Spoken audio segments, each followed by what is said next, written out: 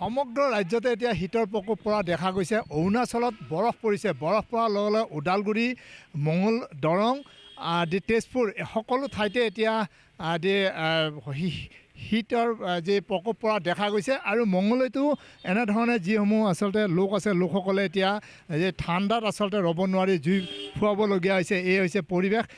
যিহেতু যি অৰুণাচলত আচলতে বৰফ পৰাৰ লগে লগে সমগ্ৰ এতিয়া যি দৰং, ওদালগুৰি, তেজপুৰ সকলোতে আচলতে শীতৰ প্ৰকোপ পৰা দেখা গৈছে।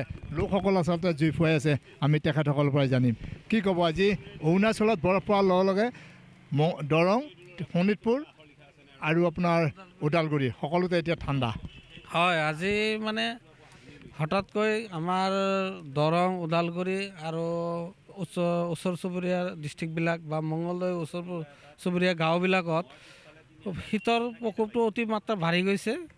তাৰ ফলত আজি অলপ আমি মানে জুই পুৱাই আছোঁ বন্ধুবৰ্গৰ লগত। আৰু আজিৰ দিনটো বৰ এনে ভালো লাগিছে শীত পৰাৰ কাৰণে।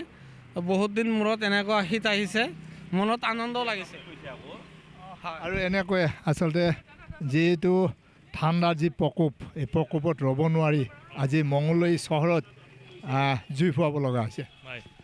মই আজি যি শীত পৰিছে হঠাতে মঙলদৈত, বৰ আচৰিতজনক শীত হৈছে। শুনিছোঁ অৰুণাচলতো তেনে বৰফ পৰিছে।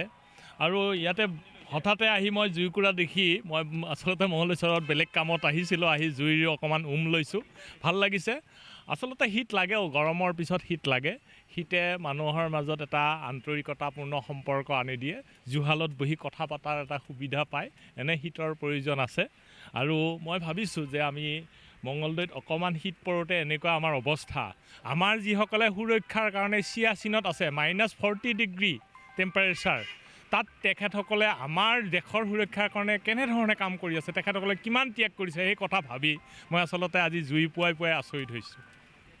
আৰু এইদৰে আচলতে যিহেতু ঠাণ্ডাৰ যি প্ৰকোপ গোটেই ৰাজ্যতে আচলতে ঠাণ্ডাৰ প্ৰকোপ পৰা দেখা গৈছে। সকলো লোকে আচলতে জুই ফুৱাব লগা হৈছে। কি ক'ব? হয়, যথেষ্ট ঠাণ্ডা পৰিছে। জুই আমেজ লৈ ভাল লাগিছে। গতিকে আগতে যেনেকৈ আমি বেছিকৈ পুৱাইছিলোঁ, আজিকালি সময় নাপাওঁ। আজি হঠাৎ লগ বন্ধু পাই এইকেইদিন জুই পুৱাবলৈ বাধ্য হৈছোঁ। যথেষ্ট ঠাণ্ডা পৰিছে, জুই পুৱাবলৈ বাধ্য হৈছোঁ।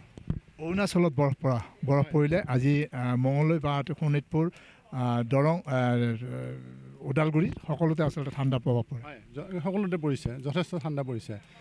আজি ৰাতিপুৱাটো কুঁৱলী একদম মানে বৰষুণ পৰাৰ নিচিনাকৈ কুঁৱলী পৰিছে। গতিকে দিনটো প্ৰায় জুইকুৰাতেই আছোঁ আৰু বন্ধু বৰ্গৰ লগত এনেকৈ বহি আৰু।